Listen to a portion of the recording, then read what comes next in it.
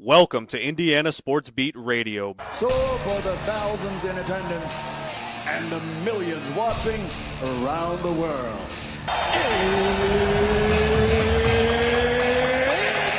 Time! Three on the way. Oh! It went in! It went in! And Indiana wins the ball game! Know your role and shut your mouth, you jabroni! Float game for the win! Ayla's gone. Goodbye. Touchdown, Indy. Woo! IU. America. They got a football team now. It's pretty simple. I win. Google me. You know that I'm the cream of the crop. Now, here's Jim Coyle. Happy Friday! It's Friday, people. You made it. And not only is it Friday, it is going to be a spectacular one, at least partially, unless you get caught in some rain, a little chance of rain. But right now, or early, it's sunny midday. So, got to enjoy it. Plus, it's going to be 70-something degrees. Jeez, love it. I see a cigar in my future, baby, outside. So, looking forward to that. Glad to be with you as always. Happy to have you with me as always. But and happy Friday. Looking forward to Alec Lasley stopping by, in addition to Mr. Bill Bender and Zach Osterman. So plenty to get to. Glad to have each and every one of you along, no matter where and how you're listening. We appreciate you.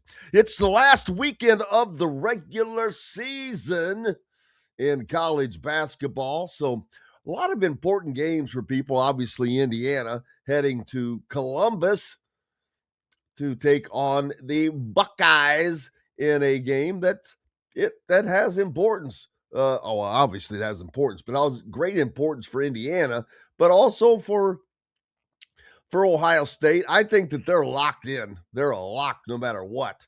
They have done well here of late, and they have boosted their chances without question. They're as a matter of fact, they've moved up to what? 1, 2, 3, 4, 5, 6, 7, 8. They're 8th in the Big Ten. Solidly in the tournament. Their overall record, 19-11. Just one game better than Indiana. But in the conference, they're 11-8 as opposed to 9-10. Big 3-game swing difference there, so that matters. Indiana right now would be the last Big Ten team to get in. 1, 2, 3, 4, 5, 6, 7, 8, 9, 10. There you go. The 10. I don't see 11 getting in now, especially with USC. Just they're 18-12. They're 7-12 in the conference. We'll see. That's what makes it fun. But Iowa definitely in. Of course, Michigan State, Nebraska, Illinois, Purdue, Wisconsin, UCLA, Ohio State, Iowa. Those are the Big Ten teams that are locks. They're locks without question. Then you've got Indiana. So, there you go. Yes, exactly. Hope all you fellow jabronis are doing well. Couldn't have said it better myself. Hope you're having a great day. It's great to be here. As always, it's great to know that we're heading towards spring, baby. But we've got the NCAA tournament ahead of us first. And baseball started. For all the baseball fans out there, I know JD Campbell will be just loving this as we get into it over the summer. But there's a lot coming up. The month of May is not that far away either. So there's so much that just continues with the in the world of sports. So gotta love that. And I do love it all, each and every bit of it. and looking forward to taking it all in, man. Taking it all in. UNC star Caleb Wilson is not cleared for the Duke return. Nolan Richardson's statue to be built in Arkansas. And here's something. The NCAA is going to impose penalties for tournament availability report violations. For the NCAA tournament, all of these player availability reports have to be sent out. And different than, I think they're a little further reaching than the normal ones. Financial penalties will be imposed on schools that do not follow the new player availability report process in the NCAA men's and women's basketball tournaments, the NCAA noted on Wednesday. For the first time, teams will be required to submit player availability information for NCAA tournament games. If a school does not abide, and the dude abides, if the school does not abide by the process, it will face potential fines, man. Well, we all know the dude abides, so there should not be any fines. A first offense will result in a penalty of up to 10 grand. A second offense, 25, and a third offense is 30,000 for the school and 10,000 for the head coach. All penalties will be assessed after the tournament. For this year's tournament, teams must submit an initial report to the NCAA by 9 p.m. local time the night before a game and provide an update 2 hours prior to scheduled tip time. There will be 3 designations: available, questionable, or out. Players not listed as questionable, which is up to a 75% chance of playing, or out, are assumed to be available. Player availability reports have become required in the 5 major conferences over the past few seasons, with the ACC, Big 12, and SEC posting their initial reports the night before a game, and the Big East and Big 10, they wait till 2 hours before, which is basically nonsense. You basically don't have one. The 2 hours before, that's ridiculous to me. I mean, that's basically just telling them at the time. So, yeah, we'll see how that works out. How about Bobby Hurley? Downplays his future after Arizona State upsets Kansas. While, they stormed the court after beating Kansas, chaos is surrounding Bobby Hurley, a coach known for his fiery sideline demeanor, of course. Brother of his coaches, his brother is the coach at the UConn. No fist bumps, no shout to joy. Even it might have been if his final home game, just a coach proud of the way of his team played. He doesn't know if he's got a job. I don't think it's me. I really don't, Hurley told reporters after this Arizona State 76 win over number 14, Kansas. I know it could be a nice little storyline or something, but I really believe this is who they are. We lost our way for a few weeks and had a hard time winning some games in a very difficult league, but we picked ourselves off the mat, and I think we're playing as good as we have at any point in the season. Yeah, he's looking at whether or not he's going to have a job. So, I get it. He's been out there for a bit, and he's been through a lot of stuff out there, man. There was some stuff with his wife, not of her making. It was just been weird. So we shall see. How about Bennett Sturtz? Remember this kid? He plays at Iowa now and doing very well. But we first saw him as in the NCAA tournament as just a lower level player. Now that's what the transfer portal is great. These guys that were either overlooked or have vastly improved go from these much smaller schools to bigger schools. And I know people go, well, what about the little schools? Or they weren't going to do anything to begin with. What the hell are they going to do? So, and you're holding the guy down. So, love seeing that. He's listed as like the second best transfer in of basketball this year. I'm looking to see where Lamar Wilkerson is, because he's got to be in there, but I've yet to see him. Malik Renew listed at number 9 to Miami. Renew has established himself as one of the most efficient low post scorers, had in the Big Ten during his 3 seasons in Indiana, but has expanded his game since transferring to the Hurricanes. He's averaging a career high in scoring at nearly 20 points a game, 6.5 rebounds a game, and 57% field goal shooting, while also making more threes this season than he did during his seasons in Bloomington combined. Renew was a lock for first team All ACC. Boy, oh boy, oh boy. What would you think they could have used his talents? Indiana? Yeah. That's one that should have been again.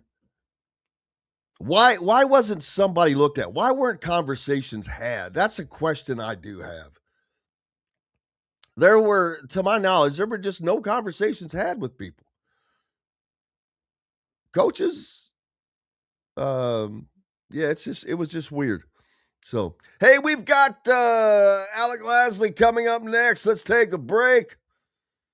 Plenty more happening. Appreciate you being with us on this great Friday. Back with more right after these messages.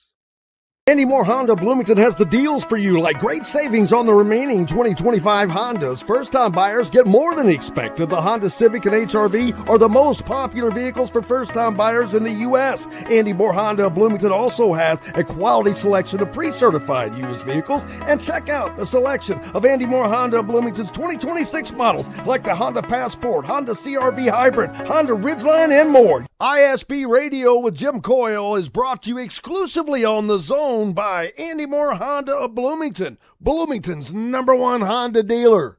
If you're looking for a new home in the Indianapolis area, you need Cheryl Sizemore from Brick and Ivy Realty. Cheryl Sizemore has over 2 decades of experience, and that could be the difference in getting the home you want in today's tough housing market. Reach out to Cheryl at CherylSizemore@gmail.com or 317-701-0838. That's 317-701-0838. Let Cheryl Sizemore sell or find your new home today. Zach Browning here to tell you about an offer you simply can't pass up. If you're looking for the best coverage of Indiana football and basketball, which includes recruiting, weekly chats, podcasts, as well as access to the best national team out there, then look no further than thehoosier.com. The best part, it's just $1 for the first week. Oh, and did I mention that you get a full year of access to The Athletic when you sign up? You can't beat the coverage, and you can't beat the deal. So head over to thehoosier.com today and sign up for just $1. It'll be the best decision you ever made. Bored, Bloomington? Dave & Buster's can fix that. Eat and drink your way through our all-new menu. Play half-price games every Sunday through Thursday. Watch all your team's wins on a 40-foot screen and 30 HD TVs. And level all up with the high-flying human crane that puts you in the game. Private game suites, our exclusive arena, and more. Only at Dave & Buster's on 731 South College Mall Road. Indiana football accomplished what no other team ever has. Big Ten, Rose Bowl, Peach Bowl, and CFP national champions. The Hoosiers have etched their name into the history books as the first 16-0 team in the modern era. A limited edition of only 5,000 commemorative national championship footballs has been released. 3 full panels embossed and stamped with every championship logo and fully licensed. Get your piece of history today at NICOsports.com. That's NICOsports.com.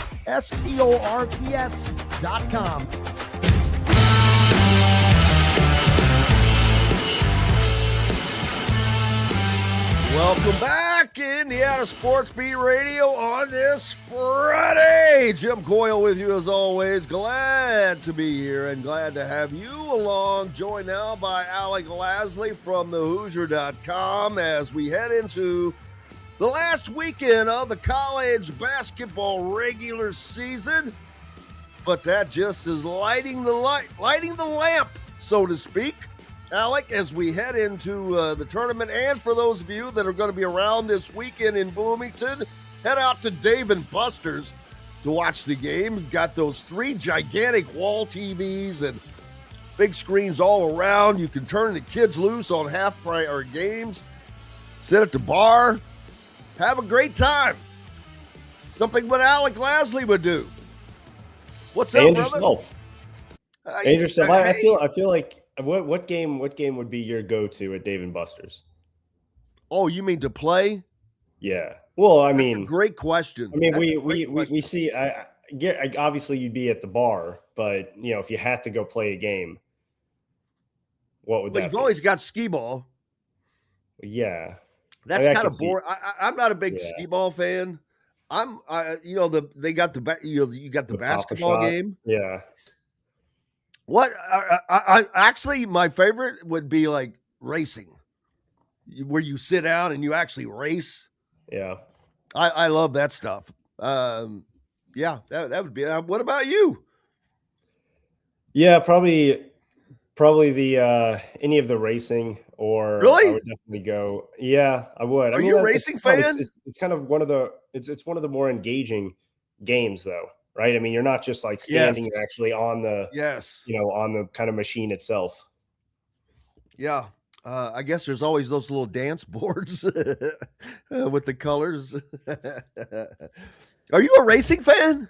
No, not really. Yeah, I didn't think so. You kind of have to be a little bit when you live in Indiana, right? I mean, I just meant, no, never really grew up around racing at all. Yeah, I hear that. What about baseball? Who's your baseball team? I mean, baseball, this season's too long. Does that mean you don't have a team? Yeah, no, I mean, look, everybody has a baseball team, man. Not really. I mean, if I had to pick one, I would say the Tigers, just due to the fact that I lived 13 years in Michigan. But outside of that, they're just was always drawn more to football and basketball, and then golf. So I mean, those are the 3. Never really, outside of a couple years, right? The Tigers were never really very good. And then obviously, but they are right now. Well, they are right now, but you had the kind of the mid to late 2000s. Yeah, they had a stretch. They were good back in the day. Then they were good again. How's your golf game? Well, I mean, it's probably pretty bad right now since I haven't been able to go out and play much, but looking forward to getting back out there. I mean, the weather should be nice. I probably haven't swung a club in 5 months. Probably the same for me. I mean, it's not like the weather's been conducive to it. Well, it's not that far off now, baby. It's going to be 74 degrees today, and there will be plenty of people out golfing. Plenty of people out golfing right now. I guarantee it. Hell, taking off lunch. Hey, I was just talking about the ESPN's list of top transfers. Number 2 or number 1 and number 2 into the Big Ten. Yaxel Linden Cyborg at Michigan, number 1, of course. Dusty May doing the deal. But then Bennett Sturts at Iowa. Boy, it's that's what I love about the transfer portal. Guys like Bennett Sturts, who we saw in who did he play for in the NCAA tournament? Do you remember? Last year, you're saying? Yeah, before he went to Iowa. Anyway, we saw him, in a lower level team, but now he got to step up, and I think that's one of the great things about the transfer portal. Well, yeah, I mean, he came, obviously he came with Ben McCollum from Drake, but the year before that, I think it was like a D2 school, Northwest Missouri or something like that. But I mean, look, I mean, it's the great thing about Bennett Sturts is he's, that Iowa team is not super talented. And he's pretty much, I mean, it's almost a reflection kind of what Lamar Wilkerson's done, right? With Indiana. I think you can look at both of those guys and, you take both of those players off each of those teams. And I mean, you're struggling for wins. Obviously two coaches that, Indiana was obviously involved with, and a lot of fans wanted Ben McCollum. I think, at the end of the day, both of these coaches have had a very similar path this year. You could say Iowa probably a little bit more successful, but not a ton in the whole grand scheme of things. They had the one head-to-head matchup, and obviously they beat the brakes off of Indiana here in Bloomington. But outside of that, it's they built their roster roughly kind of the same. A lot of mid-major guys who maybe either came up through JUCO. Played mid-major basketball the majority of their careers. They have a couple more freshmen involved in that roster than what Indiana has, but it's two rosters that have been built on upperclassmen transfers and guys who have been around for a while. So it's a very similar path. But yeah, I mean, you look at the Big Ten in general. I mean, I think they've outside of Purdue, most of these teams have done a relatively good job of bringing in, I would say, pretty impactful transfers. I think you look at, Michigan State maybe being the one that, tends to be more on the Purdue side of really being able to develop guys. One thing that Tom Izzo always does really, really well, though, is get one or two key pieces from the transfer portal that maybe aren't high impact players that play specific roles that are just kind of plug and play guys into that lineup. I mean, we saw what Caleb Glenn did kind of early in the season before he suffered a season-ending injury. So he's been able to get some of these key pieces that just fit perfectly with the rest of that roster. Purdue obviously tends to go more of the homegrown route, and I think whether or not you want to be an Indiana fan and be excited about kind of what could be the next few years with Purdue and kind of the probably inconsistent next few seasons, just due to the fact that they lose Braden Smith, they lose Fletcher Lawyer, Trey Kaufman-Wren's gone, Oscar Clough's gone, right? They don't have, I would say, a ton of excitement around that program moving forward, and I think the last year and a half has really kind of sucked a lot of the life out of that team as well. We'll see kind of what they do, but they're going to have to adjust and go more into the portal, and I think. Obviously, we see what Indiana is going to have to do again next year too, heavily in the portal as well. So it's that's the name of the game. And if you miss, you're going to be struggling to make the postseason. And if you do a really good job, right, you're going to be like Michigan, who's led by 4 transfers, even 5. You go back to Namari Burnett, the other starter in that group. Obviously, did not transfer in last year, but started his career elsewhere. At Alabama, and then transferred went to Texas Tech as well, right? So he's been around the block. It's almost rare to find a starting 5 that has had multiple years at the same program nowadays, and so it's all about building through the transfer portal and what you can do in 8 months to develop a lot of these guys to then take that to the next recruits in the portal and have that be your recruiting pitch. Yeah, I was going through, before you joined us, I was going through, like I said, the ESPN's top transfers, and I noticed at number 9 was Malik Renew at Miami, who has increased his production and, ironically, man, oh man, would this have been a perfect fit for what Indiana is missing? So that's I'm a big miss, but I'm not blaming the staff per se, because I don't know how that went. I think what happened was they were gone before he really had a chance to do anything, and it was, I think that's part of this problem, is that entire team left without there was not going to be any conversations with the incoming staff, it seemed to me. I think it was both ways too, right? I don't think a lot of those players wanted to stay after kind of what went down the previous 2 seasons. I think also, right, you look at Malik Renew, just for instance, it's not him going, to a totally out of the blue program. I mean, he's from Miami. He goes back home.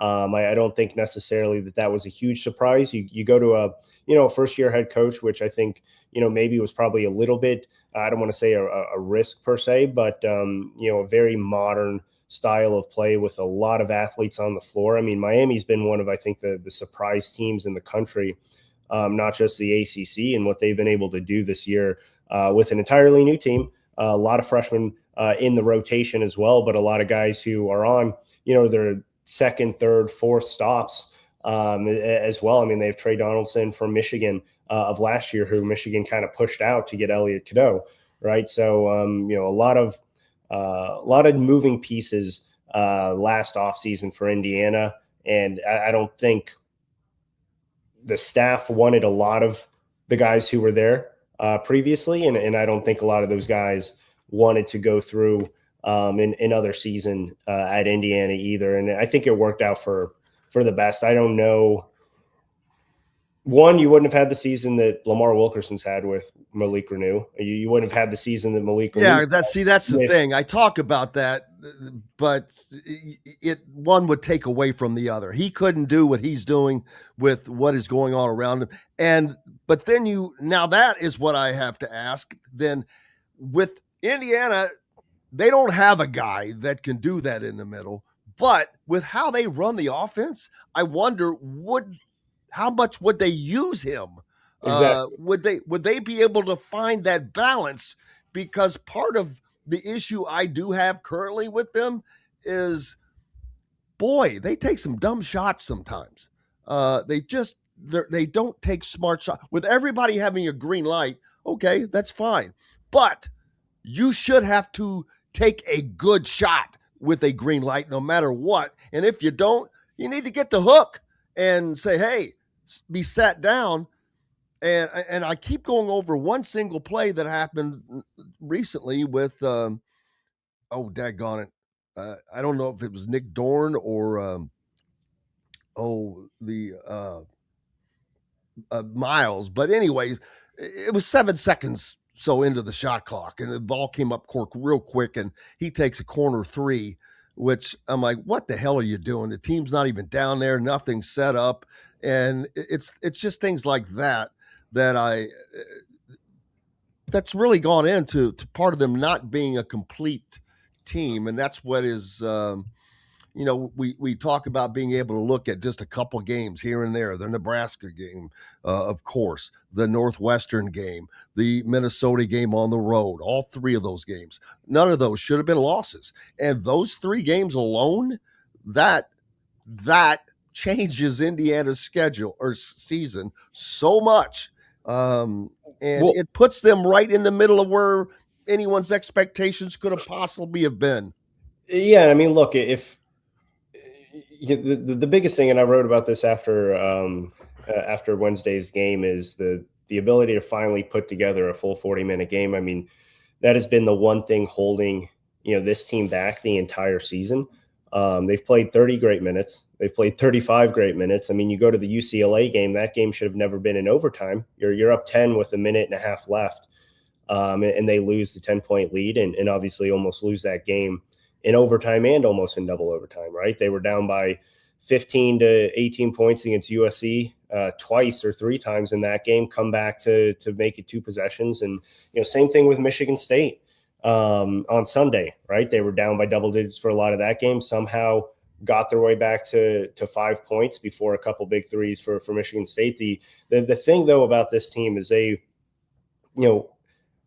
it's hard to say, right? Because at some point you need to be able to win these games. And the one thing that I keep going back to though is and I wrote about this earlier in the week, if not towards the end of last week, right? You talk a lot in college basketball about quote unquote veteran players, right? And how you need to have a veteran team to win big games. You need to have a veteran team to win games in March. And I think the point there is accurate, but the wording is not. You need to have a veteran team that has won before, right? A lot of these guys have not won. And that's the difference, right? You need to have a winning. Actually, I thought that was the opposite of what these guys were brought in. That was said about them. They all come from winning programs. They've won, but not at this level and not in pressure packed moments. And they hadn't played at this level. And not in pressure packed moments. I mean, these are all pressure games. These are all must wins. These guys did not have, a lot of these guys, the only shot that they were going to have to make it into the NCAA tournament was to go into the conference tournament and win. So really, you only have to be hot for 5 days, right? Or 4 days. A lot of these teams have not had bubble type games where they have to win or they have to learn how to win. They just haven't had pressure packed moments. You look at this roster, Tucker DeVries has played 2 games in the NCAA tournament. Connor Enright's played 2 games in the NCAA tournament. Sam Alexis has played 1 minute in the NCAA tournament. Everyone, right? You want to talk about Sam Alexis coming in with an NCAA championship. He played 1 minute in the NCAA tournament last year. Right. So a lot of these guys have had Tatum Conaway's played 1 game. Outside of those 5, no one else has sniffed the NCAA tournament. So you have a lot of guys who don't know what it's like to get down into critical moments and have to make key winning plays. And I think that's the biggest downfall of this roster. You have a ton of veteran guys. You've guys that have played 5 years of college basketball, have started for 3 consecutive seasons, have played over 100 games. Right? That's great. That's going to take you so far. But in order to really take that next step, you have to put together a roster that has been there before and that knows what it takes to win these games. Because if you have 1 or 2 extra guys who just have a couple extra games of experience in the NCAA tournament or in winning conference tournaments, I guarantee you Indiana has 2 more wins just due to that experience. And that's why a lot of people want to say, oh, well, they're an old team. That's great. You can be old, but have no experience in certain moments. And that's what this team has. And that's the biggest downfall. And I think that's what you're going to see. You're going to see a lot of changes, obviously, going into next season. But that's one thing you're going to see this staff really prioritize is going after guys who have been specific role players in those moments or been the guy in that moment. To be able to take that experience and bring it here, because you can't just have old players in college basketball anymore because the game has changed so much. You used to be able to do that, right? Because these guys would have had 4 years together, and then that's a different variable. But these guys have had a couple months together, so that's not super helpful in this environment. You need to have guys who know what it takes to win big games. And that's just not what this roster has. And that's the key difference between a lot of these quote unquote veteran teams. You can have a sophomore who started in NCAA tournament games for his first 2 years and have loads more experience than a 5th-year guy, right? Because they've been in those pressure-packed moments. And that's one thing that Indiana doesn't have. And that's why they've lost some of these games, because I do think they are, and a lot of people probably are going to disagree with this, but I think they're well coached enough. I think they have enough talent to win some of these games, but that's one variable that has really limited this team from taking the next step. And those winning plays probably would have won that Nebraska game. Those winning plays probably would have won that Northwestern game. Those winning plays probably wouldn't have been able to get down 16-0 to Louisville to start. It wouldn't have allowed a 19-0 run to Michigan State, right? So there's so many different aspects that come with guys who have won at high levels before in this type of pressure-packed environment. And you can say that the moment has just been too big for a lot of these players on this Indiana team, and that's because they haven't been in this pressure-filled environment from a program standpoint, but just from a season standpoint, especially going into the back half of February. And that's where the biggest downfall was, because after that 4-game winning streak, winning 5 out of 6, right? Indiana was firmly in the NCAA tournament. They could have gone 500 the rest of the way and been fine. And you throw up a goose egg over the next 4 games, and then obviously have the one of the more embarrassing losses here to Northwestern. So it's I think you go back to that, and that's the one variable that has really been the downfall for this Indiana team, because I do think this staff is light years ahead of what the previous couple staffs were from an X's and O's standpoint.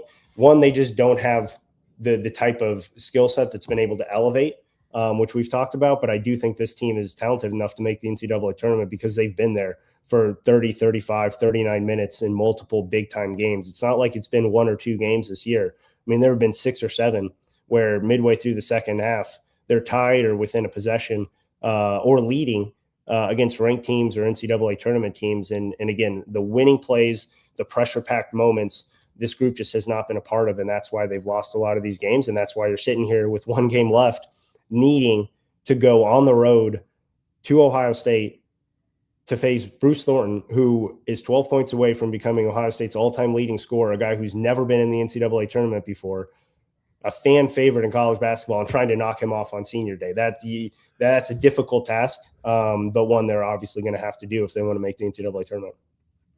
No question about that. Lamar Wilkerson will be leading the way. He was, I was talking about those transfers, and he was listed as a few rungs down below that, like I think the 11th most sought after transfer. He's going to, no question, be. I wonder if he's going to be All-American. He's leading the Big Ten in scoring. I mean, when's the last time Indiana had a player that led the Big Ten in scoring? I mean, I've got to open the record books and quickly think back, and that's going to, it may have to go back, way back. I'm trying to run my mind right now, but well, it's going to be the highest scoring total in Big Ten games for an IU player since McGinnis. So, I mean, that's obviously dating a lot. I'm thinking Albert Cheney or somebody, but even he didn't score that many points per game. But yeah, but he's not a one-man band, and we saw some production. We've seen. You know what? I've got to take a break. I didn't hit that break. So let me take that break, and we'll come back and talk about more as Indiana heads to Columbus this weekend, looking to save their tournament life, although I still think they're in at the moment, as crazy as it sounds, just because it's a weak bubble. We'll talk more about that. Alec Lasley from thehoosier.com with On 3 is with me now. We're back with more right after we take this break. The ISC Sports Network is your home for sports content across the Hoosier State. Find us live on TV and streaming or archived on our website and our app. The ISC is your one-stop shop for the content you want to see, including high school sports, college sports, and other great events throughout the year. Subscribe to our streaming service and get access to it all. ISC, local lives here. If you're looking for a new home in the Indianapolis area, you need Cheryl Sizemore from Brick and Ivy Realty. Cheryl Sizemore has over 2 decades of experience, and that could be the difference in getting the home you want in today's tough housing market. Reach out to Cheryl at CherylSizemore@gmail.com or 317-701-0838. That's 317-701-0838. Let Cheryl Sizemore sell or find your new home today. Andy Moore Honda Bloomington has the deals for you, like great savings on the remaining 2025 Hondas. First-time buyers get more than expected. The Honda Civic and HR-V are the most popular vehicles for first-time buyers in the U.S. Andy Moore Honda Bloomington also has a quality selection of pre-certified used vehicles. And check out the selection of Andy Moore Honda Bloomington's 2026 models, like the Honda Passport, Honda CR-V Hybrid, Honda Ridgeline, and more. ISB Radio with Jim Coyle is brought to you exclusively on The Zone by Andy Moore Honda of Bloomington, Bloomington's #1 Honda dealer. Dave & Buster's Bloomington is the place to eat, drink, play, and watch. Enjoy half-price games every Sunday through Thursday, a new menu to dig into, and next-level upgrades like private game suites, the high-flying human crane that puts you in the game, our exclusive arena, and more. Only at Dave & Buster's Bloomington, 731 South College Mall Road. Welcome back, Indiana Sports Beat Radio. Jim Coyle with you. As always, it's Friday, baby. Happy Friday. Alec Lasley from thehoosier.com with On 3 with me now. And Indiana heads to Columbus this weekend. Their tournament life kind of in the balance, so to speak. If they lose this game, I still don't think they're out. I still think they have a shot to go to Chicago and win 2 games there. And if they win 2 games in the Big Ten tournament, I think that they wind up in. It's a very, very weak bottom right now, as it was last year. And again, we can go on about Charlie Baker and that jackleg crew saying that there needs to be more teams when there absolutely doesn't. That's a whole different story. But, Indiana, I talked yesterday, Alec, that I read this from Evan Miyakawa, and, his stuff is pretty good. But a team's success is set before the season. 80% of its success is determined by its roster evaluation before the season starts.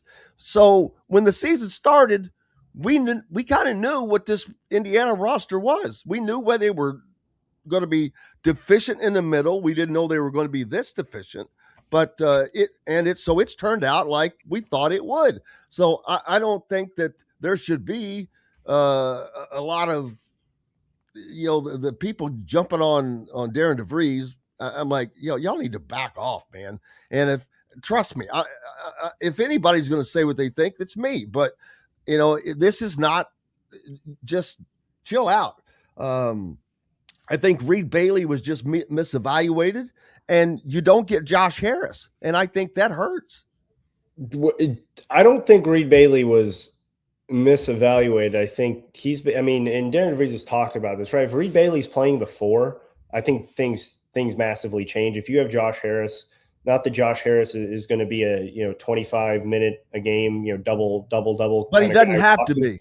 No, exactly. But if you have him in the rotation, that allows a lot more versatility from your front court, because now you actually have the ability to play 2 bigs. And Sam Alexis and Reed Bailey in the front court together, I think would have been a very formidable duo. It's not going to blow anyone out of the water, right? But Reed Bailey's versatility and skill set against 4s is what was so eye-opening and appealing from a roster addition perspective. And you don't have that at the 5 because he's not big enough to play the 5. Now you can go back to, okay, well, this staff should have added, 2 additional bigs then, instead of just, the 1 additional on the bench with potentially Josh Harris.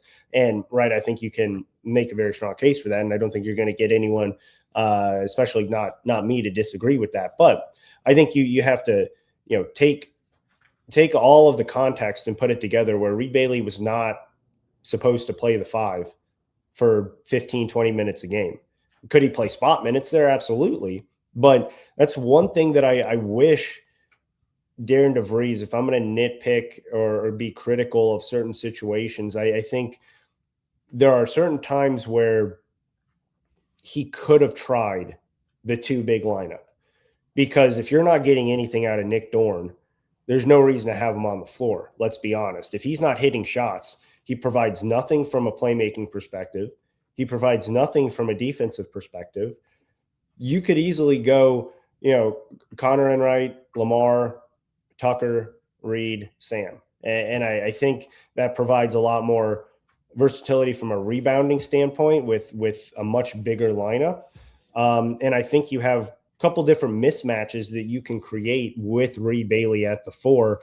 And we saw what he could do as a mismatch problem. We saw that in the first matchup against Purdue.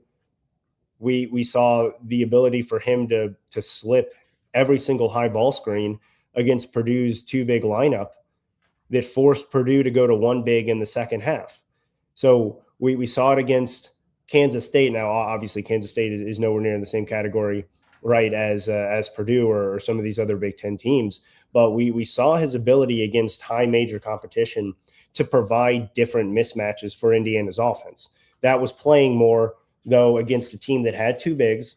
That was playing against a team, though, that had maybe a little bit of a smaller four or a more slower front court, where Reed Bailey could take advantage of some of his quickness and some of his ability from an athleticism standpoint. But he's not strong enough to finish in the paint against these bigs and these fives in the Big Ten. And so that's one thing that, I really think it's a difficult spot to be in with him. It's a difficult spot to be in with this roster because he was forced to play out of position. You're seeing Tucker DeVries play the 4, which is not his position, right? So you're seeing a lot of different guys trying to make up for some of the, inefficiencies and indeficiencies with this roster. And I think the one positive, though, that you can take as a fan watching this team, more so listening to Darren DeVries, is, look, this staff is fully aware of what they need to change going into next season. Darren DeVries has talked multiple times now about the ability to have multiple big guys at his disposal is something that they need to have, not just 6'8", 6'9" kind of bruisers, but length at the 5 position. He's talked about that now 3 or 4 times over the last 2 months. This staff knows that they need playmakers, more one-on-one playmakers on the perimeter, which they don't have. And if you don't have, one of those things, that's okay. If you don't have both of those things, that's when you really struggle to create a lot of good offense and create some transition opportunities with potentially defense into offense and rim protection with that athleticism at the 5. But look, I think everyone's aware at what this roster was. Everyone's aware, midway through Big Ten play, what this roster was going to be.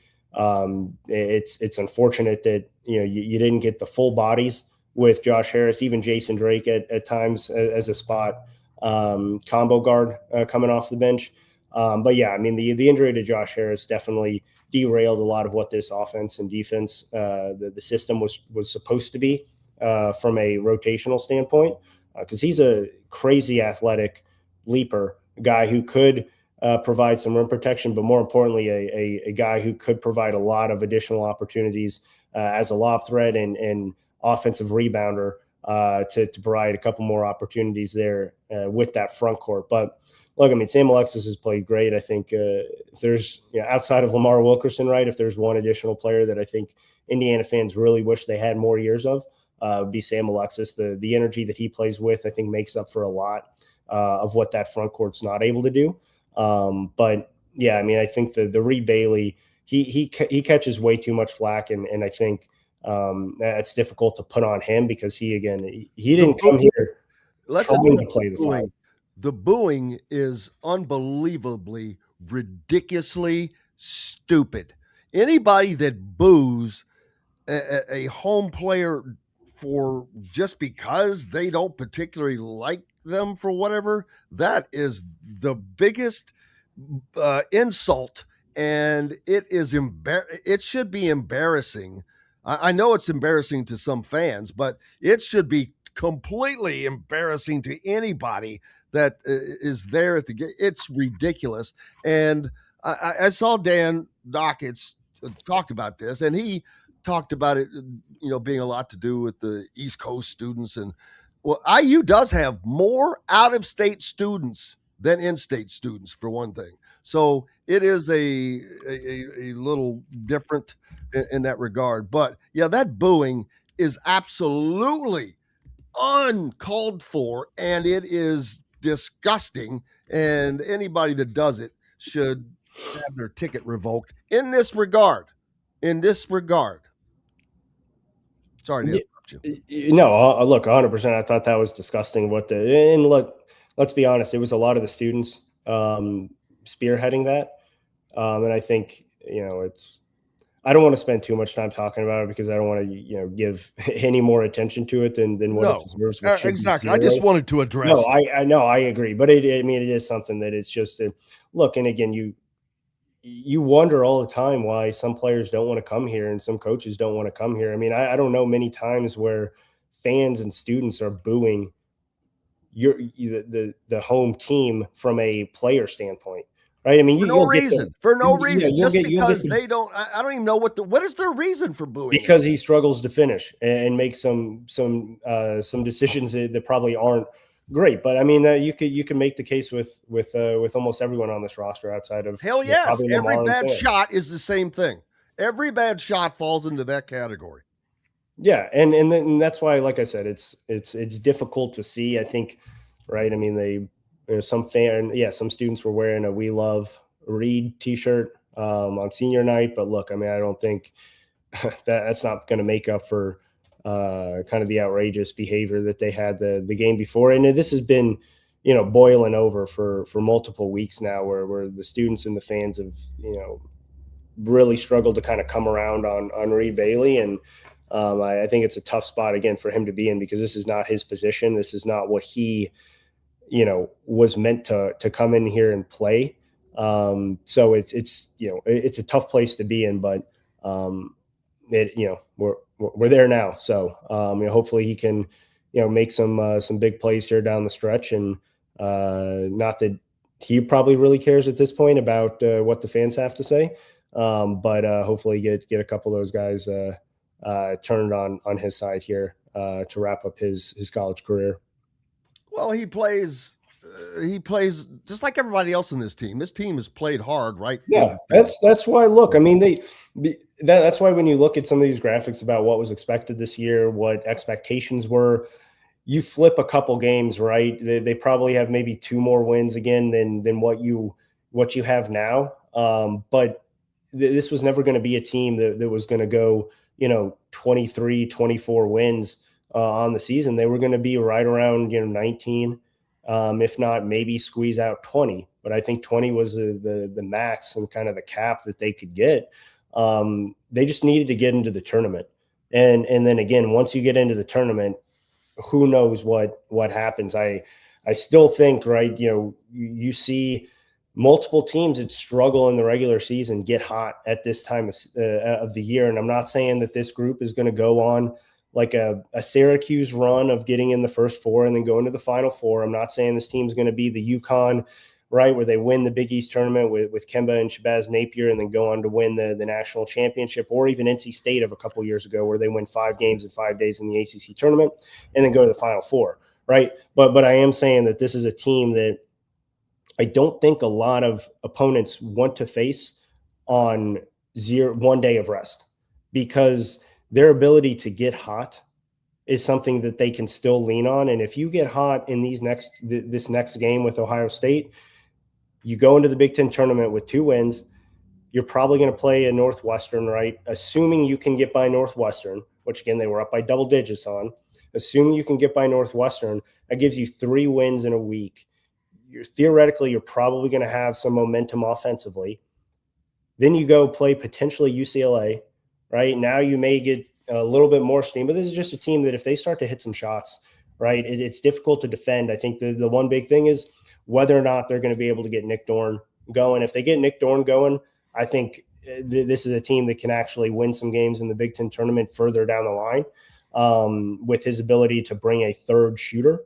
It opens up so much more for the offense outside of a quote unquote decoy that really, he hasn't been able to do really anything of note over the last month of play.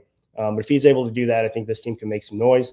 If he's not, right, this is a team that I think maxes out after, maybe 1 or 2 wins in the Big Ten tournament, and you're kind of holding your breath. I think they have to win Ohio State, win their first round game in the Big Ten tournament.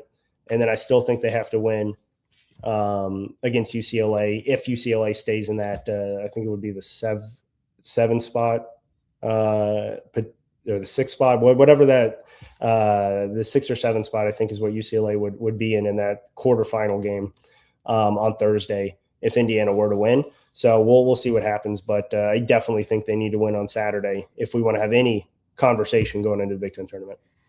Most likely, you don't want to put your fate in someone else's hands. Alec Lasley from thehoosier.com. Make sure you go there. Get a national subscription, man. That's got a great deal right now at thehoosier.com, but either way. Appreciate you, sir, as always. Appreciate it, Jim. Have a good one. You as well. Hey, we've got more coming up here on Indiana Sports Beat Radio. Jim Coyle. We've got Zach Osterman and our friend Bill Bender from the Sporting News. Back with more right after these messages.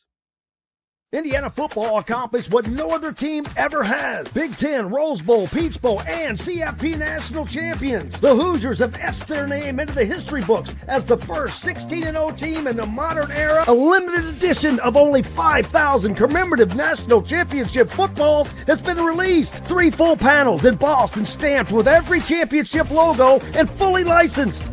Get your piece of history today at NICOsports.com. That's NICOsports.com. Andy Moore Honda Bloomington has the deals for you, like great savings on the remaining 2025 Hondas. First-time buyers get more than expected. The Honda Civic and HR-V are the most popular vehicles for first-time buyers in the U.S. Andy Moore Honda Bloomington also has a quality selection of pre-certified used vehicles. And check out the selection of Andy Moore Honda Bloomington's 2026 models, like the Honda Passport, Honda CR-V Hybrid, Honda Ridgeline, and more. ISB Radio with Jim Coyle is brought to you exclusively on The Zone by Andy Moore Honda of Bloomington, Bloomington's #1 Honda dealer. If you're looking for a new home in the Indianapolis area, you need Cheryl Sizemore from Brick and Ivy Realty. Cheryl Sizemore has over 2 decades of experience, and that could be the difference in getting the home you want in today's tough housing market. Reach out to Cheryl at CherylSizemoreSells@gmail.com or 317-701-0838. That's 317-701-0838. Let Cheryl Sizemore sell or find your new home today. Zach Browning here to tell you about an offer you simply can't pass up. If you're looking for the best coverage of Indiana football and basketball, which includes recruiting, weekly chats, podcasts, as well as access to the best national team out there, then look no further than thehoosier.com. The best part, it's just $1 for the first week. Oh, and did I mention that you get a full year of access to The Athletic when you sign up? You can't beat the coverage, and you can't beat the deal. So head over to thehoosier.com today and sign up for just $1. It'll be the best decision you ever made. Bored, Bloomington? Dave and Buster's can fix that. Eat and drink your way through our all-new menu. Play half-price games every Sunday through Thursday. Watch all your team's wins on a 40-foot screen and 30 HD TVs. And level all up with the high-flying human crane that puts you in the game. Private game suites, our exclusive arena, and more. Only at Dave & Buster's on 731 South College Mall Road. Welcome back, Indiana Sports Beat Radio on this Friday. Glad to be here and glad to be here with you, as it is a pretty nice looking spring day out there. Zach Osterman hopefully joining us here in a little bit to see what his viewpoint on things are right now as we head into this weekend. Indiana closing out, not only Indiana closing out their regular season, but everybody closing out their regular season, as the teams will be locking things up as they head into the Big Ten tournament next week. Zach Osterman, let's let me grab him again. Sorry about that. Zach, I think I got you now. You there? Yeah, no, it's my computer. I don't know what's going on. That's all right. We're good. I try to turn on the camera, it turns off everything. So we don't worry about that. I can hear you clear and fine. That's all that matters, brother. I'm sure, like I always say, I'm sure people would prefer not to have to see my face. But this weekend, big weekend for everybody. A lot of teams going in with chances to change their NCAA fortunes. Of course, Indiana, one of those, and it's a tough task. Ohio State playing very well right now, Zach. They're a lock for the tournament, but they're playing well. They've got a win over Purdue recently, and they've moved up to 8th or 7th or 8th in the conference, which is a nice little move. Indiana can, I won't say secure a spot, but they would sure put a lot of doubt behind if they could get a win on the road in Columbus. Yeah, we're at the annual point where somebody needs to explain to me quite why the metrics love Ohio State the way they do. It feels like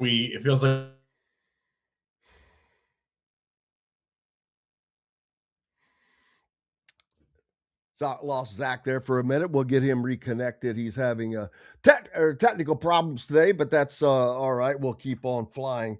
Until we get him back, I was thinking the other night was senior night. You had every one of those guys that had never played a second for Indiana the year before, which was odd in and of itself. That has never happened. But it got me to thinking that Indiana cannot have a 4-year graduating senior again on senior night for 4 years. It's not Trent Sisley is Indiana's only hope. Well, Trent and a couple of the other freshmen, but Trent Sisley, though, he's an Indiana kid. So that's what you think of, because right now, the last players that will be remembered as being quote unquote Indiana players that graduated or Anthony Leal and Galloway. I mean, that's the group. That's it. Those guys who, stayed there for 5 years even, but they were there. Those two, because they were there the whole time, and that's it.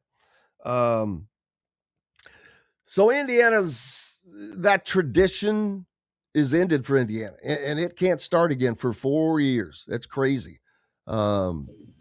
It's not Zach. I was just actually talking about the craziness of the other night when we saw all the graduating seniors, and not one of them had played a minute for Indiana prior to this season. And Indiana cannot have a graduating 4-year senior again unless Trent Sisley stays the course in 4 years from now. So, but that's not a major issue right now. Their issue is making the NCAA tournament, and they have an opportunity to do that. They played a very complete game against Minnesota, a team they probably shouldn't have lost to, and we may not be having this conversation had they not lost that game. But we are where we are. They're going to Columbus to play a team that's been playing well.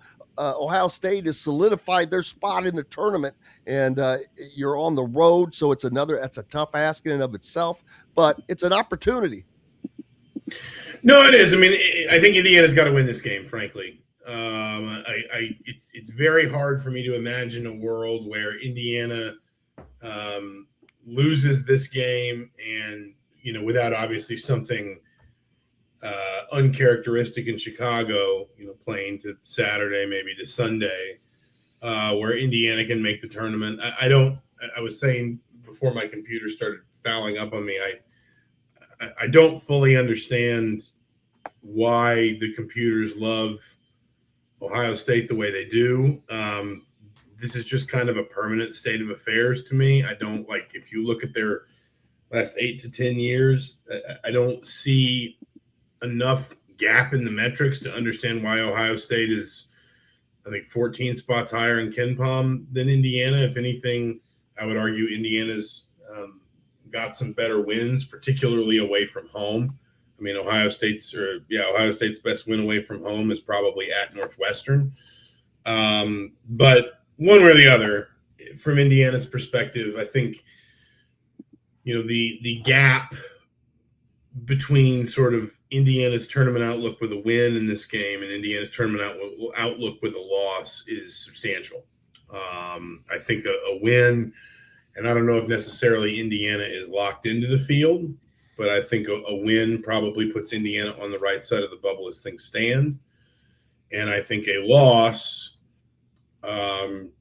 probably makes it very hard for Indiana to just because we tend to overweight conference tournament games, because they are the last thing that happened right before the selection show. Right before Selection Sunday, we tend to overweight the importance of conference tournament games. The committee can't do that. Now, the committee says it treats all games equally. It is also fair to say the committee begins drawing up its bracket on Wednesday night. That is just kind of the reality of, now that's, to be clear, that's only a few teams, right? And that's only maybe starting to sift through some seed lines and things. But the committee's got to have by Sunday, basically every bracket it needs, more or less done. So the committee will exit Saturday night, or at least sort of come into Sunday morning with a bracket for every contingency, every single possible. If this team wins this game, there's the bracket. If this team wins that game, there's the bracket, etc. The point is, the committee can't, like, physically cannot overweight conference tournament games because they can't just rip up a bracket and start over. And then the other part of it too is, we tend to, a team wins 2 games in 2 days and it feels more meaningful. Because we've watched that team struggle to win 1 game in 2 weeks, at some point earlier in the season, because they're a bubble team and they've struggled and whatever. Indiana's probably going to get a quad 3 game to start play, maybe a quad 2, depending if it's Northwestern, could be a quad 2 to start playing in Chicago. Then they'll probably get a quad 1. The point is, like, you're going to have to dodge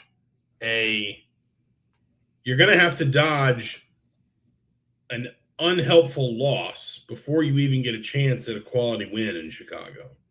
Then you're going to be playing on no rest against teams that are rested at least through Friday.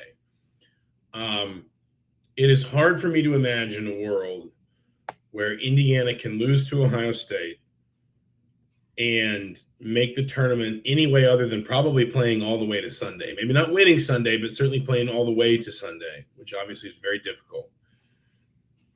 If Indiana beats Ohio State and then, let's say, beats Northwestern on Wednesday, that might be enough. And then you're playing for seeding and you're trying to get out of Dayton and whatever else.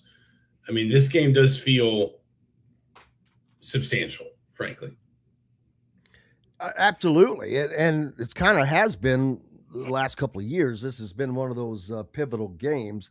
And I agree with you exactly. If they win that game at Ohio State, because the computers have liked Indiana, not as well as Ohio State, but they've liked them most of the year.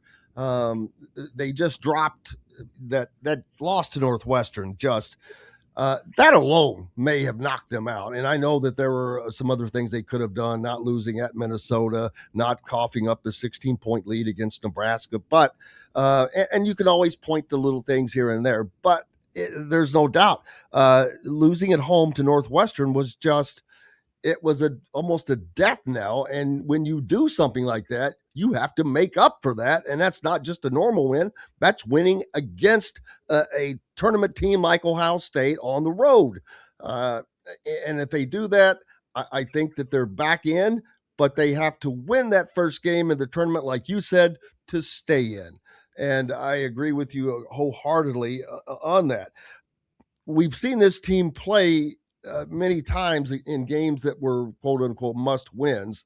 And they are playing, if we look at their last game, it's the best game they played, not against the greatest talent, but they got what they haven't been getting, Zach. And that was scoring from Nick Dorn, scoring from Sam Alexis, scoring from Tucker DeVries, he'd broken out of his slump, but he's there as well. Connor Enright didn't score, but he did a lot of other good things.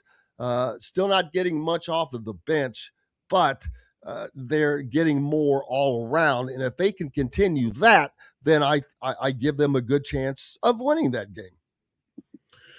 No, I think it's fair. I mean, this team was built to win by scoring. And, you have a top-line scorer in Lamar Wilkerson. Sometimes you have 2, when Tucker DeVries can kind of get going. I think it's helped that Indiana has kind of added Sam Alexis to that mix in the last few games, and it's worth saying Ohio State is not necessarily the best team in the post. Like, if you look at their conference only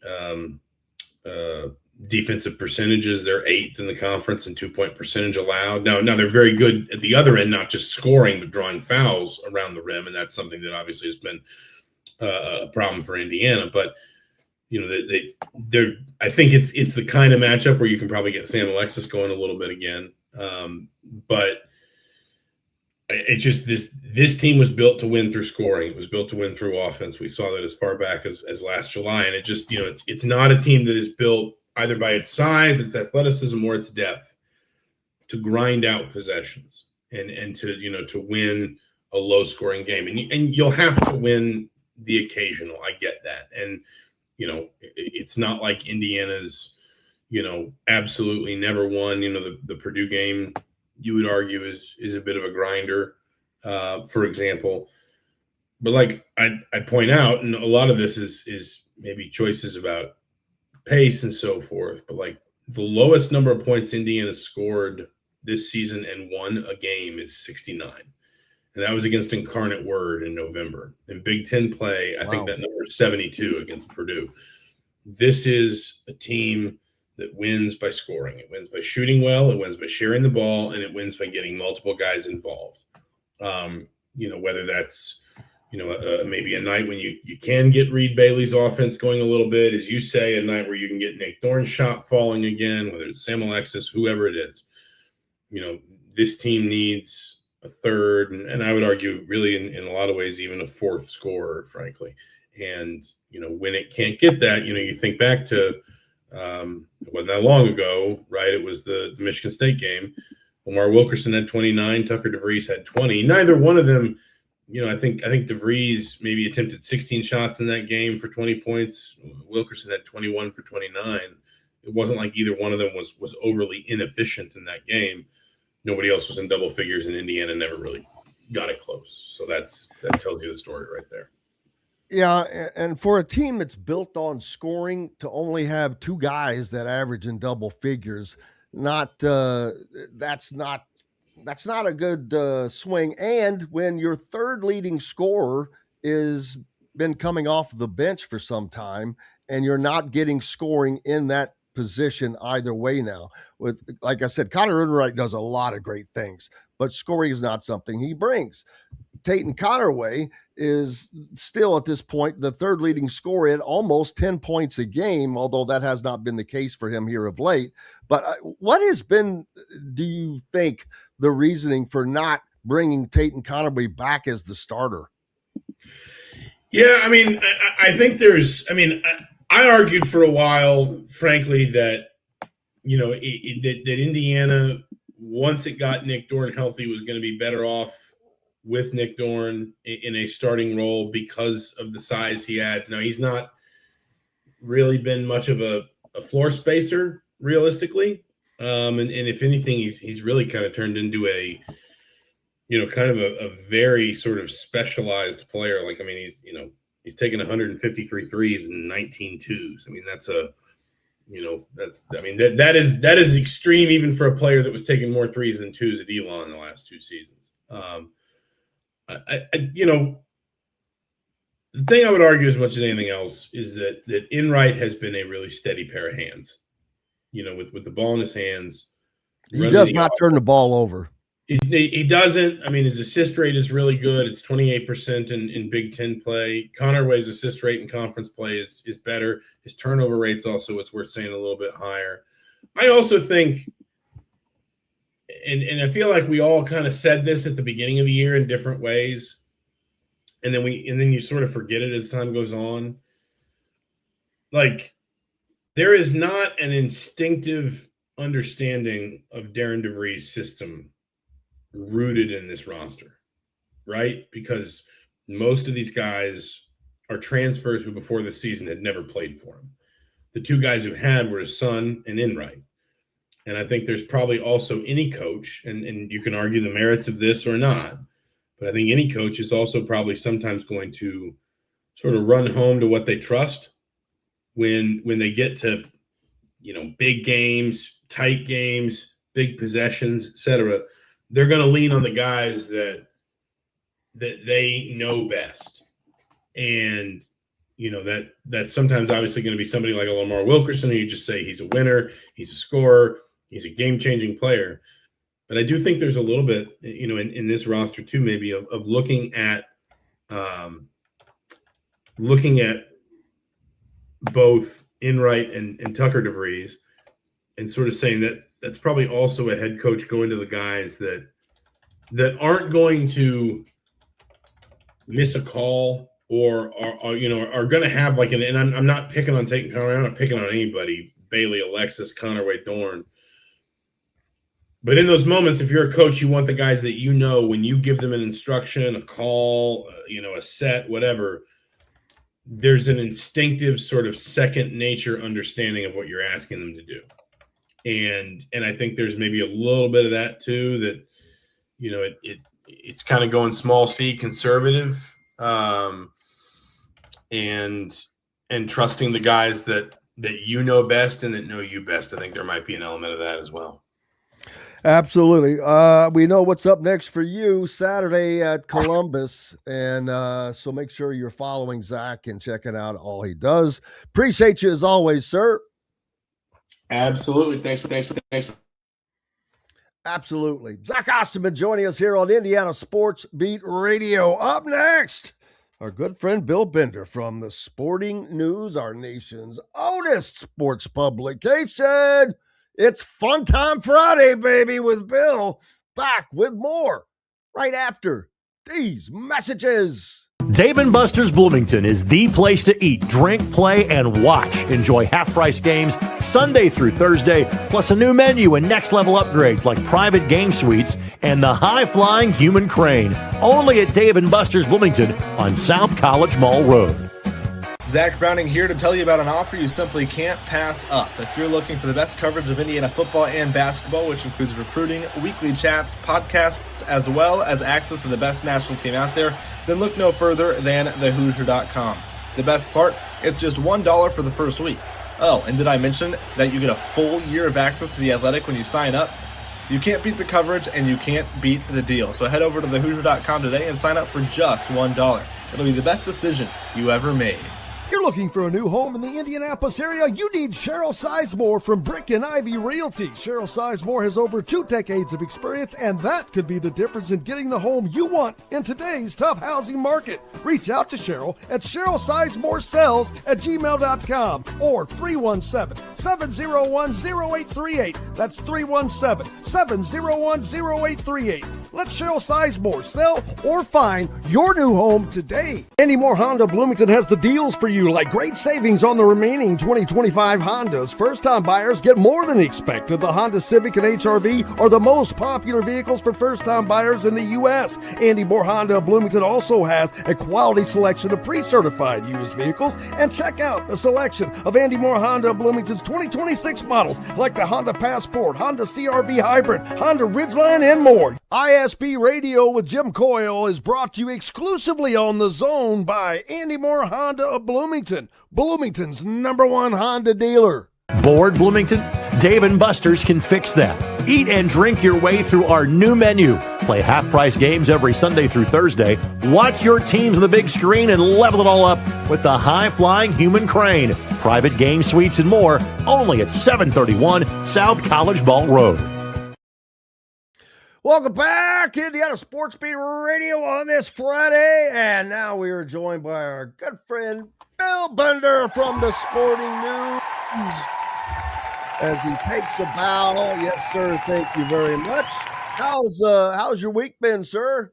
Hey, Jim, I'm doing well. I may or may not have I don't know if this is objectivity, but I may or may not have a Ohio Bobcat shirt tucked under this pullover here for tonight's game against Miami. Be a hate to play spoiler here tonight at the Convo. I'm allowed to do that as an alum, though, right? Yeah, you're not okay. This, so yes, no problems whatsoever, man. We're making the caveat known. Is this? I was going to pull up. Is this tournament? Are they opened their tournament yet? Because I know some do. No. So tonight is the regular season finale for Miami and Ohio, and so the Redhawks have lost 14 in a row in the Convo. This is, I don't know how up The you are on your Condo. MAC rivalry. Is that? Wait a minute. Is that the name of the gym? The Condo? The Convo, the Convocation Center. It would be cool. I thought you said condo. I was like, oh, whoa. There aren't too many. There are not too many condos on Court Street in Athens. But no, the rivalry between Miami and Ohio has always been fun. I mean, it was a lot of fun when I was down in school. Wally Zerbiak was a decent shooter for Miami during the time. He led them to a Sweet 16 run. We have a good back and forth with the Red Hawks. I will say this, though. No matter what happens tonight or in the MAC tournament, I firmly believe that the Miami Red Hawks, I can't believe I'm saying this, they deserve to be in the tournament. They absolutely belong to go 30-0 and I do the absolutely thing. agree. I mean, they should probably be a 7 seed, but I think they'll be underseeded. But tonight will be a fun event, 9 o'clock at the Convo, and the Bobcats have a chance to spoil that regular season. Well, they've had a couple close calls, but any team that does this has close calls. Any team that does this has to have a little luck on their side. I guarantee you, everyone, you go back, even the 76 team of Indiana, I promise you, there were games that they could have lost or nearly lost. So it happens. And that's what makes it so special, is to get through that and do it. That's why Michigan could not get through just the Big Ten unbeaten, and they are unequivocally the best team in the league. But there's always a night. Yeah, well, and Indiana has, a viewpoint of, I think in my lifetime, the best MAC team, Mid-American Conference team, was that Kent State team that made a run to the Elite Eight with Trevor Huffman and Antonio Gates and Demet. I was in college during that, so I got to see that Kent State team up close as a young beat reporter for the school newspaper, and they were really good. They were as good a MAC team as I've ever seen, because they had all the right pieces. They had a 7-foot center. They had Antonio Gates, a Pro Football Hall of Fame tight end. Trevor Huffman was nasty. I know you remember him. And then Shaw and Andrew Mitchell. They had like the ideal starting 5. And Indiana, of course, beat them. Tom Coverdale. I remember exactly where I was watching that game. Tom Coverdale had a night. And the Hoosiers were able to knock off that Kent State team. This Miami team has that vibe a little bit. I think if they got in the tournament, depending on who they caught, they could win a game or two, because they have 4 guys that can shoot the ball. So, yeah, I mean, it's very rare as an Ohio alum that you root for like Kent State or Miami. But when they have a special team like that, you kind of stick up for the conference a little bit. Absolutely. You have to. I mean, why not? And it's going to be interesting to see what conferences do what this year. We know that the Big Ten, the Big 12 have been the 2 strongest. The Big 12 has an argument for being the strongest. With Arizona and Michigan, those are 2, boy, I just think how much fun this is going to be, because that Duke-Michigan game was a blast. We might get to see that again. Who knows? Yeah. But it's just – it is going to be I think it's going to be a hell of a tournament. I do agree that Miami deserves to be in. I don't care what Bruce Pearl – I mean, the funny thing about it is he acknowledged that to the nepotism of getting his son the job, basically, which – is illegal, first of all, and ridiculous. But anyway, for him to then, on top of that, make a statement like that is so disingenuous, and he should not be on TV analyzing anything when he is clearly he's biased. Oh, yeah. Well, and here's what the history that Miami can make tonight. So since that Indiana team went undefeated and won the national championship, we all know about that team, right? There's been 7 teams since that have completed the regular season with an unbeaten record. We have an article about it at Sporting News right now. Indiana State, obviously one of those teams. In the seeding era, there's been 7. Indiana State, Alcorn State, a really fun St. Joe's team that had Jameer Nelson, UNLV with Larry Johnson. So we kind of ranked those teams. And here's the thing, and my esteemed colleague Mike DeCourcy pointed that out, with the exception of Alcorn State, which was transitioning to Division I at the time, the other 6 undefeated teams were all 1 seeds in the NCAA tournament. I had a buddy ask me yesterday, I was kind of going through the list with him. He said, wait, Indiana State was a 1 seed? Well, I was like, well, they had this guy named Larry Bird that, averaged 28 and 15. He did okay. So this is the kind of elite company that Miami could step into tonight. Yeah. Mentioning the Indiana State team, to me, it has to go down as one of reaching the championship game, nearly winning it, has to go down as one of the greatest achievements in NCAA basketball history because it was basically one guy. I mean, literally, I don't recall any team, period, much less one that was undefeated, that was one guy. It was Larry Bird. I mean, yeah, he had some other guys, but these were all mid-level players at best. Hell, I think one of them was on one of the high school team that beat my high school team in the semi-state. Anyway, it was one guy versus a Big Ten team with Magic Johnson, and they could have won that game, but that's still one of the most amazing things that's ever happened in NCAA basketball. Yeah, and obviously when you go on a run like that, that's the interesting part. Some of these undefeated teams mid-majors, they're always searching for respect. Wichita State was doing that with that Greg Marshall team, coming off of Final Four, going undefeated, and then kind of getting worked by having Kentucky in their bracket in a second-round matchup. That was a loaded Kentucky team, and they lose that game by a couple points, and you go from there. But it is interesting.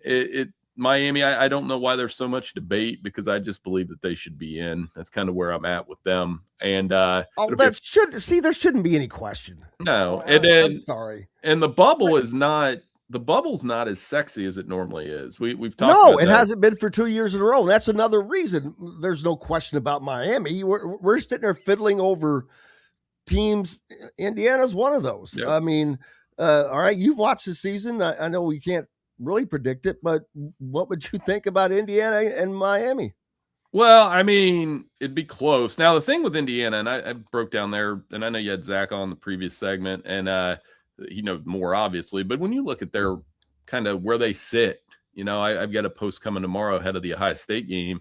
Net rank 37, Ken Palm 41, RPI 64 means you're right on the nose of what they consider a tournament team. I think, for me, if they can if they win, they get to 500 in Big Ten play, right?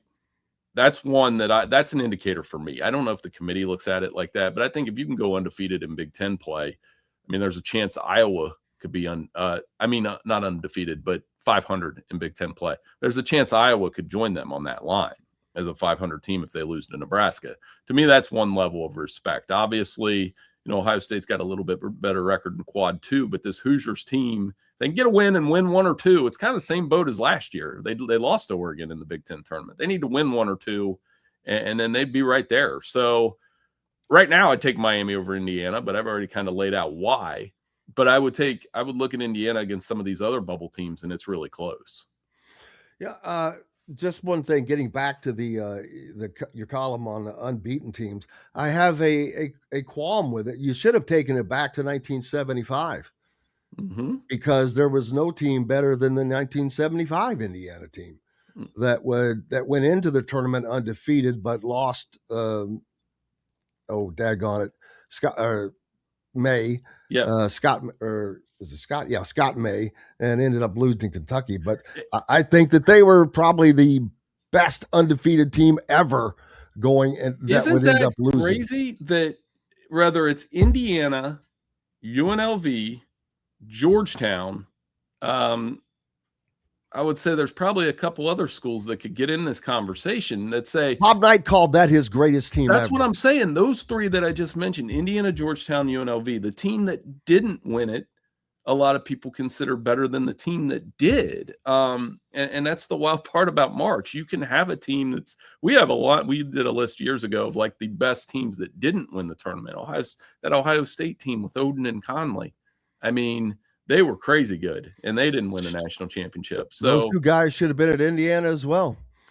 Think about all the players Indiana didn't get that they should have. Gee whiz. Scott May, I just mentioned him. His son, Scott, gets upset with Indiana after they fired Knight, so he doesn't allow his son to go to IU. He goes to North Carolina, wins a natty.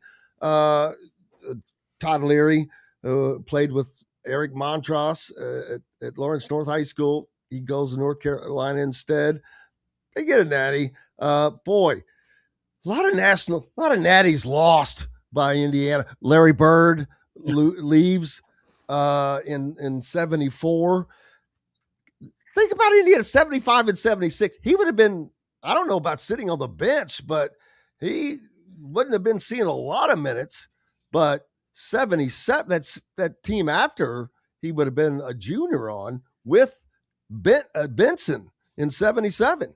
Yeah. Can you imagine Larry Bird and Benson, even though there was a relationship there, right? Oh, Like I just saw the reel on my like Instagram about that this morning. Your ears was there ever burning. a relationship? Yep. It was funny in the NBA. He torched him.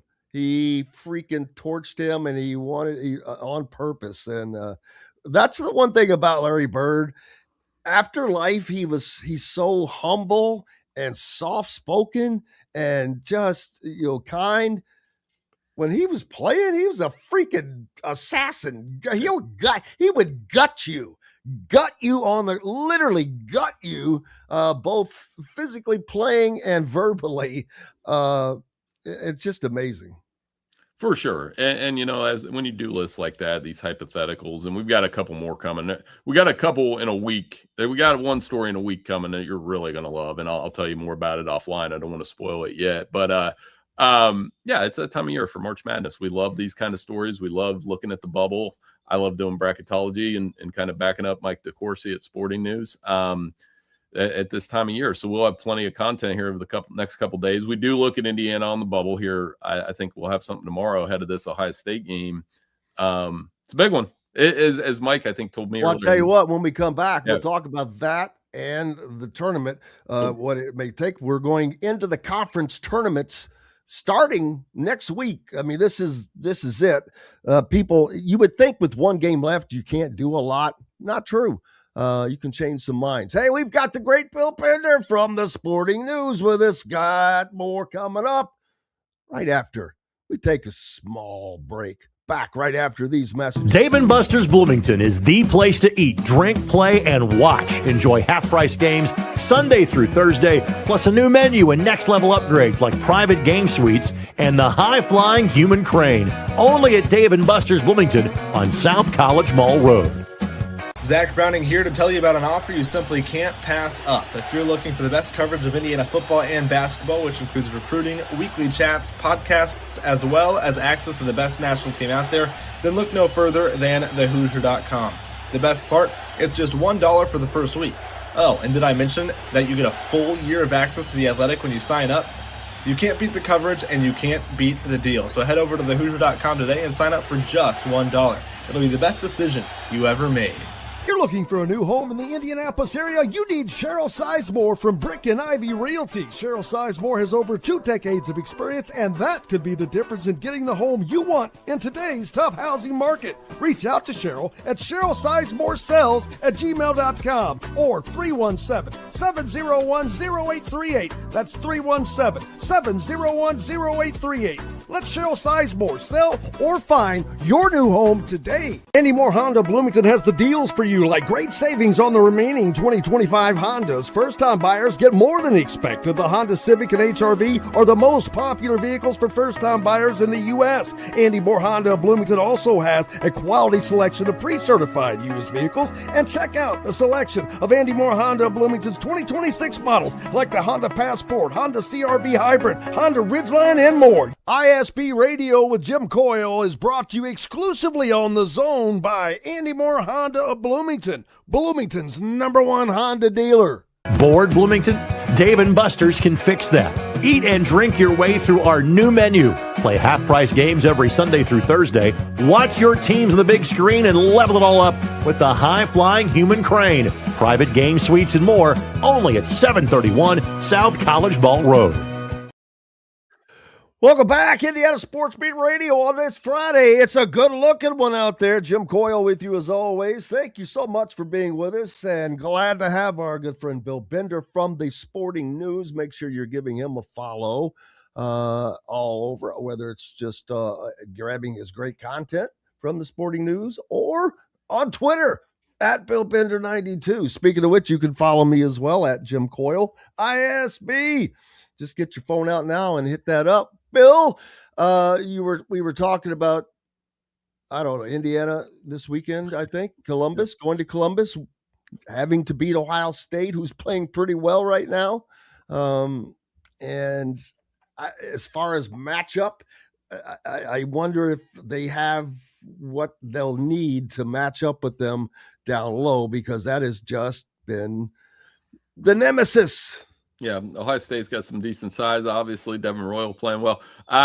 Thornton, there'll be an emotional game for him. He's a guy that's really meant a lot to the Ohio State program, 4-year guy. You know what Bruce Thornton means to that program when you hear other coaches praise him, whether it's Matt Painter or Tom Izzo in these games that Ohio State's played in the last few weeks, and what Thornton is. He's kind of, 4-year guy, hasn't played in the tournament, I don't think, but if he could lead that team to a tournament run, that would be an accomplishment for the Buckeyes. They are a little bit of a dangerous team. Diebler's got them playing well. They've bumped up from the bubble to I've seen them projected as an 8 or a 9 in some brackets. So that tells you what kind of ball they've been playing the last month.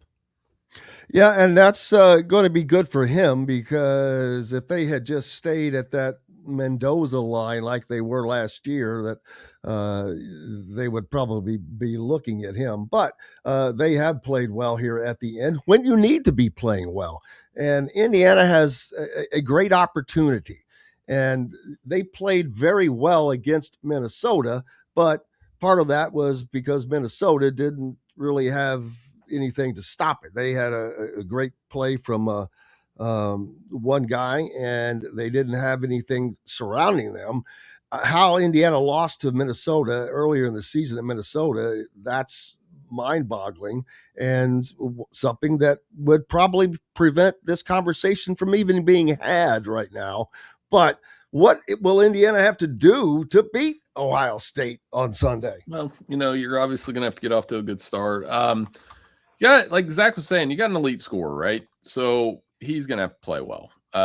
He's the biggest scorer that Indiana has had in 31 years, Bill. That's crazy. Since Alan Henderson. Alan averaged, I think, 23.5 points a game. Lamar is at 21-1.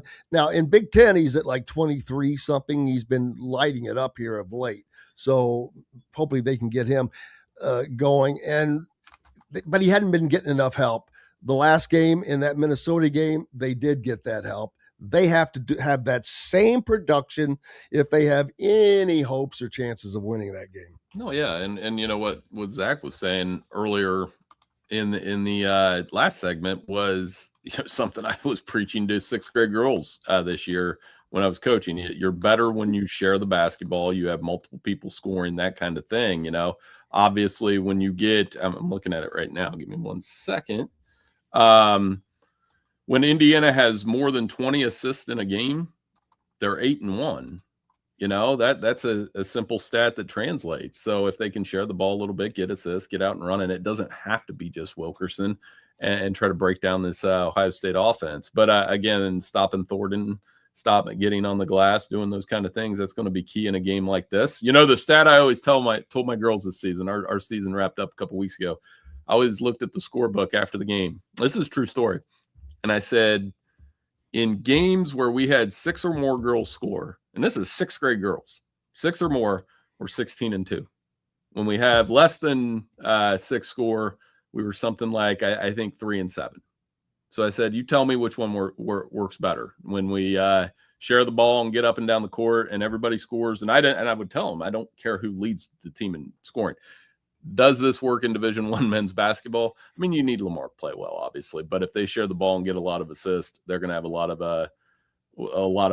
a better chance to win in Columbus, which I anticipate will be a pretty, I don't know if hostile crowd is going to be the right word, but it's senior day and all those things. It'll be an emotional crowd. They'll be fired up.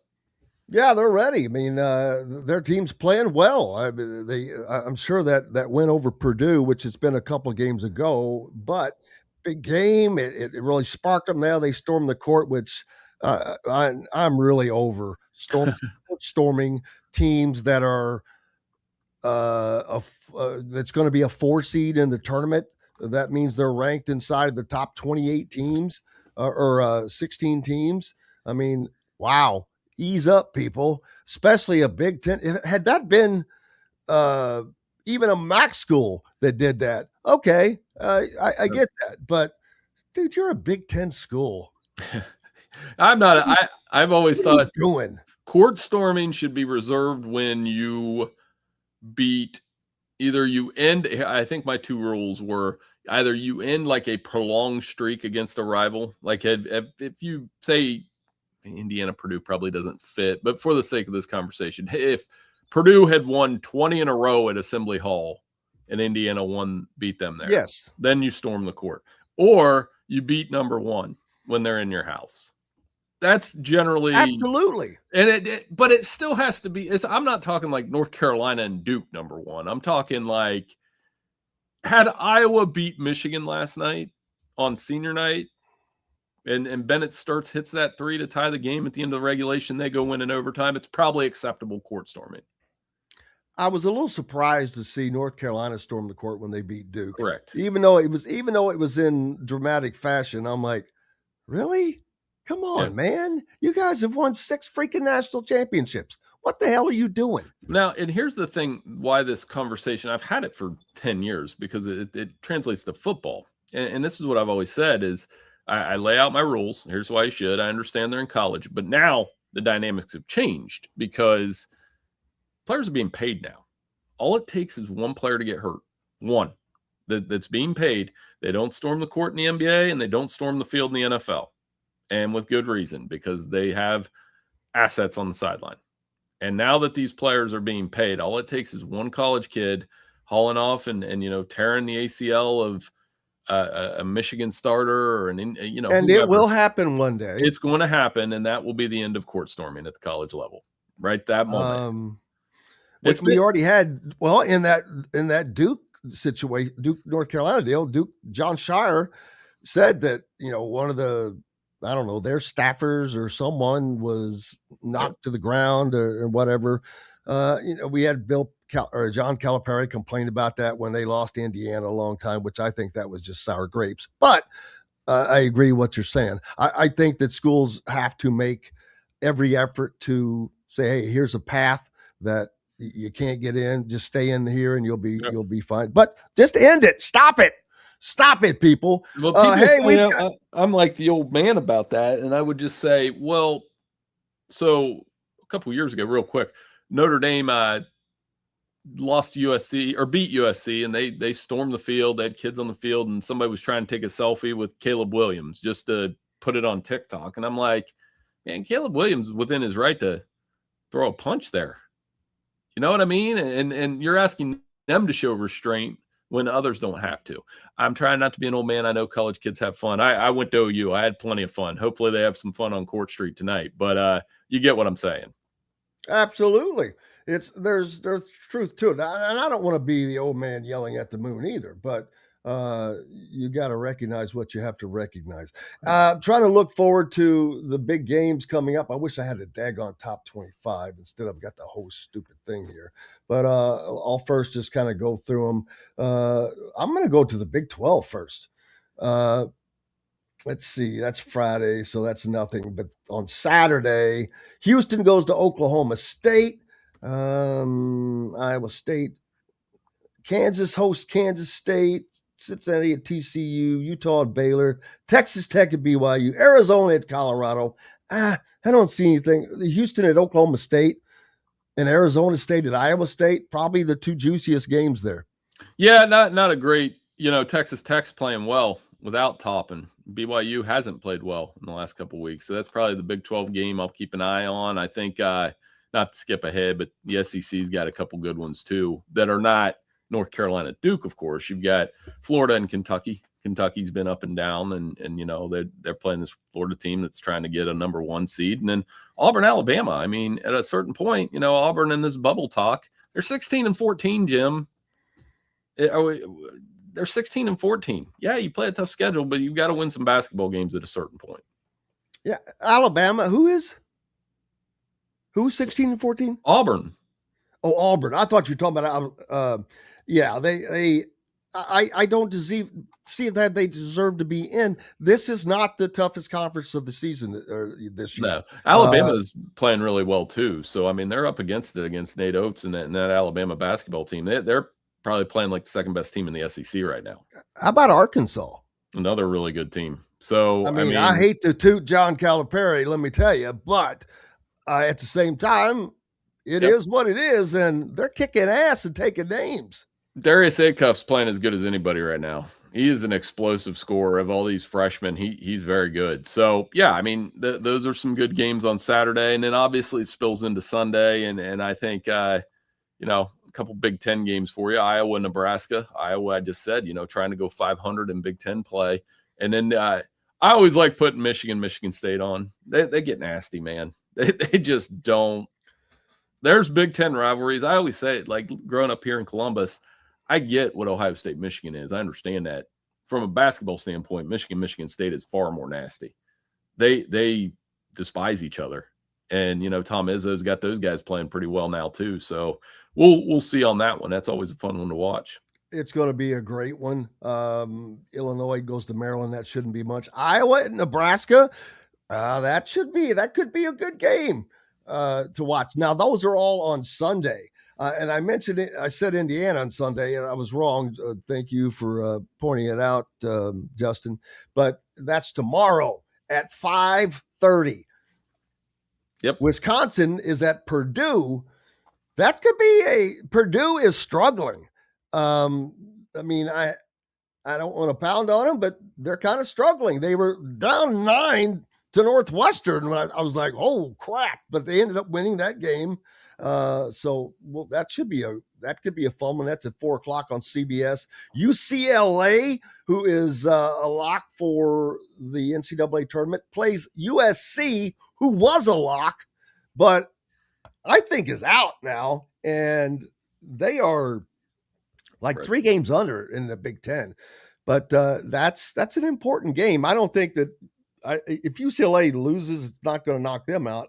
But UFC wins, it's going to be weird. The metrics are weird. Northwestern, Minnesota, Washington, and Oregon. So those we don't care about. But, man, the Wisconsin, Purdue, and Indiana at Ohio State games, there'll be a little bit of overlap there. So you won't get to see the end of that. But lots of great games this weekend, man. Lots of juice. And on the women's side, some of those automatic berths will be decided. I always like it kind of – I always make this joke, Jim. A couple of years ago, I was at a friend's house, and, we're Blue Jackets fan. We have hockey around here. And I was like, get that OVC championship game on. He was like, we were arguing back and forth. I was like, look, the winner, this is kind of the unofficial start when we get that first bid in the tournament. I think Murray State was playing at the time. And, I love watching these conference championship games and watching teams get in the tournament, punch their bid. And once that happens Saturday night with the OVC, we're off and running. I saw the buzzer beater by Lehigh last night. It was nuts. He looked like he shot put that thing in there, and that was great. That means we're here, and March is here, and it's a magical time of year. I enjoy covering it. It's going to be a lot of fun for the next 4 weeks. Absolutely. Make sure you're following Bill and everybody else over there at Sporting News. Buddy, appreciate you as always. Look forward to it. Hopefully we can do it again next week, because it's going to be time to buckle up and get after it. Anytime, Jim. Thanks so much for having me on. I'll talk to you next week. Appreciate you. Bill Bender from the Sporting News. Big thanks to him. Big thanks to Alec Lasley from thehoosier.com, Zach Osterman from the Indy Star, and most importantly, each and every one of you. Without you, no reason for me to be here. I'm Jim Coyle. I will see you again on Monday. The Laskowski boys should be up for the post game for the basketball game, so you can tune in for that as well. Until Monday, I'm Jim Coyle. I will see you on the radio. Thanks for listening to Indiana Sports Beat Radio. Be sure to subscribe to our YouTube page for more clips and team coverage of Indiana basketball, football, and more. You can also find full episodes and tons of other content on thehoosier.com. We'll see you next time for another edition of Indiana Sports Beat Radio.